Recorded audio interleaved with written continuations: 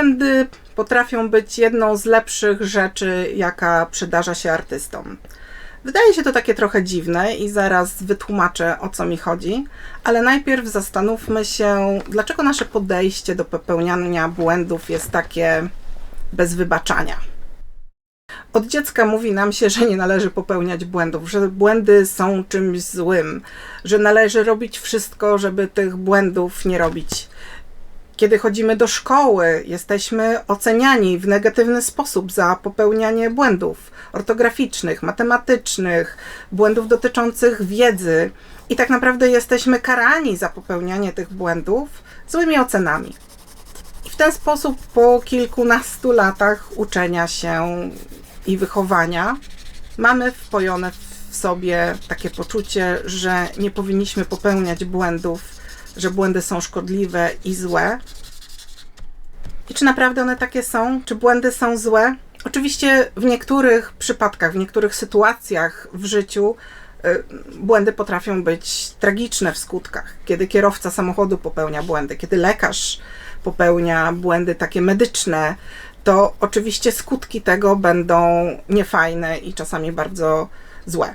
Natomiast w przypadku sztuki, co najgorszego może się stać, jeżeli popełnię jakiś błąd w swojej pracy? Błąd, którego nie będę w stanie naprawić.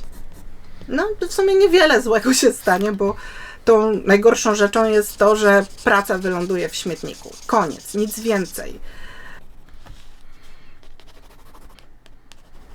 Wspomniałam, że błędy są czymś dobrym dla artystów. Dlaczego są wartościowe? Dlatego, że w momencie, kiedy daję sobie przyzwolenie, że mogę te błędy popełniać, zdejmuję ze swoich barków taką gigantyczną presję, żeby wszystko wyszło dobrze, a bez tej presji zyskuję większą swobodę, większą lekkość rysowania i malowania. Wierzcie mi, naprawdę można to zobaczyć w pracach. Ja to widzę w swoich pracach, w tych pracach, przy których za bardzo się starałam i w tych pracach, przy tworzeniu których byłam na jakimś takim większym luzie i wszystko szło bardziej naturalnie. W momencie, kiedy nie boję się popełniać błędów, nie mam tej wielkiej presji, w tym momencie prace są rysowane, malowane w jakiś taki lżejszy, swobodniejszy, bardziej naturalny sposób i najczęściej są lepsze. Oczywiście, kiedy dopiero zaczynacie się uczyć rysowania czy malowania, bardzo często popełniacie błędy. I błędy w tym momencie też nie są niczym złym, dlatego że jeżeli je dostrzegacie, albo jeżeli ktoś, na przykład nauczyciel wam powie, jaki to jest błąd, jeżeli widzicie te błędy, to jesteście w stanie je poprawić albo w tej pracy, albo w następnej pracy. I w ten sposób, moim zdaniem, bardzo szybko można się właśnie uczyć rysowania i malowania, nie unikając błędów, tylko popełniając je. Kiedy ja zaczęłam tworzyć ten kanał, kiedy zaczęłam robić filmy, byłam potwornie zestresowana. Robienie filmów nie było czymś, czym ja się wcześniej zajmowałam, więc też oczywiście się bałam, że popełnię jakiś błąd. I wyobraźcie sobie, że tych błędów popełniłam całkiem sporo, łącznie z takimi głupiutkimi błędami w stylu niewłączenie wtyczki od mikrofonu do gniazda kamery i dźwięk mi się nie nagrał, musiałam wszystko nagrywać od nowa. Więc tych błędów było całkiem sporo, ale przyjęłam taką strategię, że jeżeli film jest wystarczająco dobry, jeżeli ten materiał jest wystarczająco dobry w moich oczach, to go puszczam, a te błędy, których na przykład czasami nie byłam w stanie już naprawić ani zrobić materiału na nowo, a te błędy po prostu poprawiałam już w następnych innych materiałach, w następnych filmach i w ten sposób dzięki takim drobnym kroczkom mam wrażenie, że nauczyłam się bardzo dużo, jeżeli chodzi właśnie o całą tą stronę związaną z robieniem filmów, filmowanie, montowanie, oświetlenie i wiele innych rzeczy, łącznie z takimi technikaliami. I w ten sam sposób można uczyć się na swoich błędach, rysując i malując. W momencie, kiedy coś jest nie tak w pracy, czasami można to poprawić, a czasami po prostu zostawiamy to i robimy sobie tylko taką w pamięci notatkę, żeby na następny raz po prostu tego błędu nie zrobić, albo znajdujemy sposób, w jaki tego błędu nie zrobić.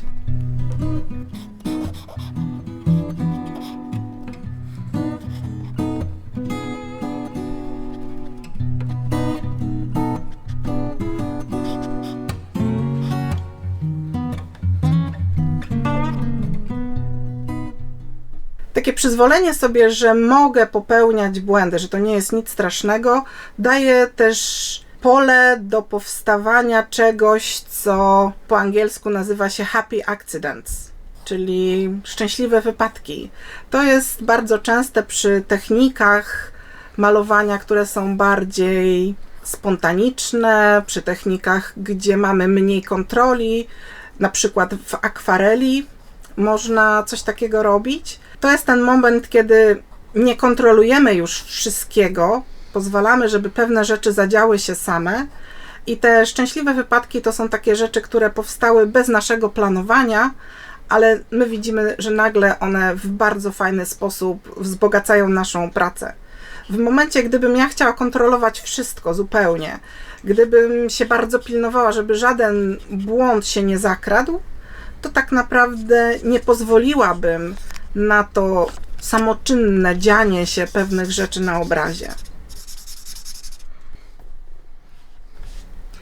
Czy błędy szkodzą naszym już gotowym pracom, rysunkom, obrazom? Nie mówię o uczeniu się tylko takim pracom, które robimy takim skończonym pracom.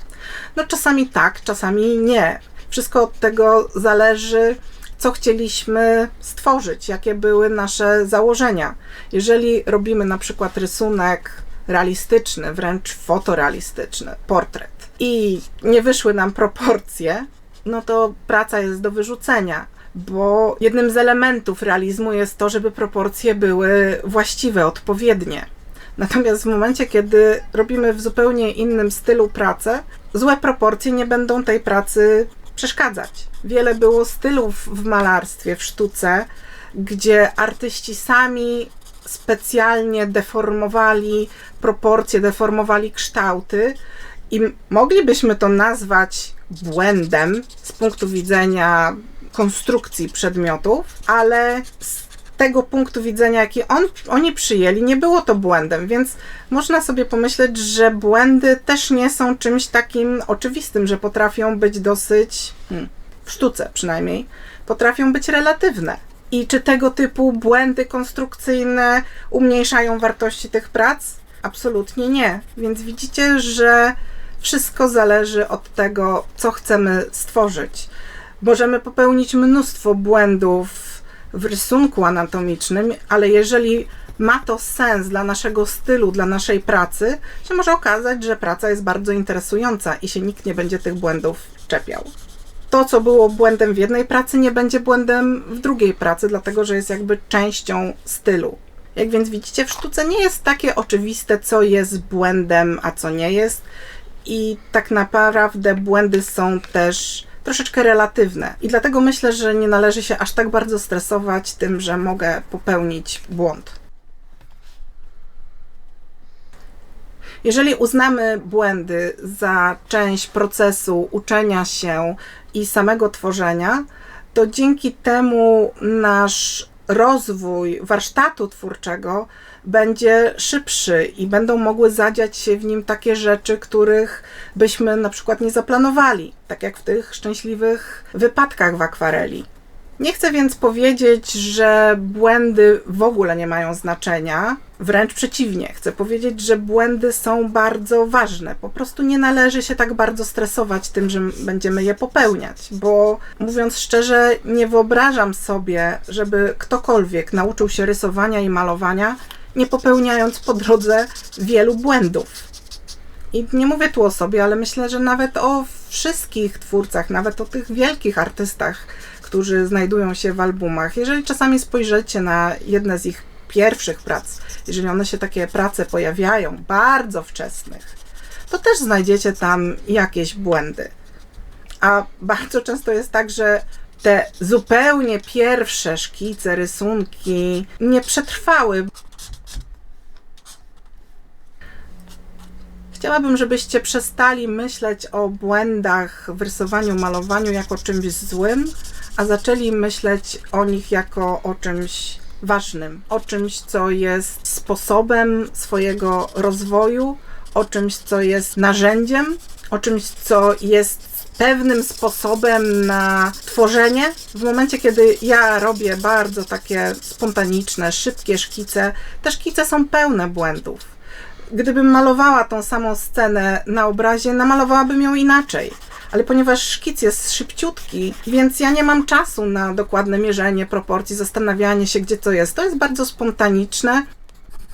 Oczywiście taki jakiś drobny lęk zawsze będzie we mnie, bo to nie jest coś, czego się pozbędziemy raz na zawsze, ale jest to lęk, nad którym należy zapanować i należy sobie wtedy pozwolić na taką właśnie swobodę tworzenia nieobarczoną nie wiadomo jakimi oczekiwaniami. Bo prawda jest taka, że jeżeli będziecie się bać popełniania błędów, a dopiero uczycie się rysowania czy malowania, to się nie nauczycie tego rysowania i malowania. Bo tak się będziecie bać popełnić błędy, że w ogóle nie zaczniecie. I są takie osoby, które boją się zacząć, bo popełnią błędy, a prawda jest taka, że tak, popełnią błędy, dlatego że wszyscy popełniamy błędy od początku do samego końca.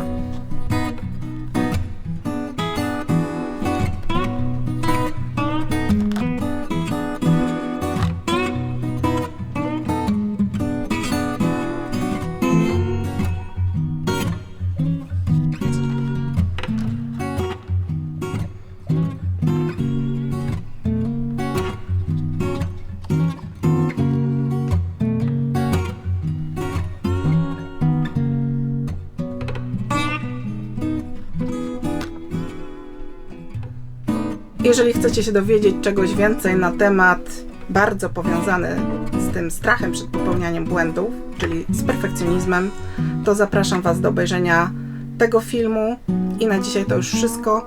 Do zobaczenia w następnym filmie.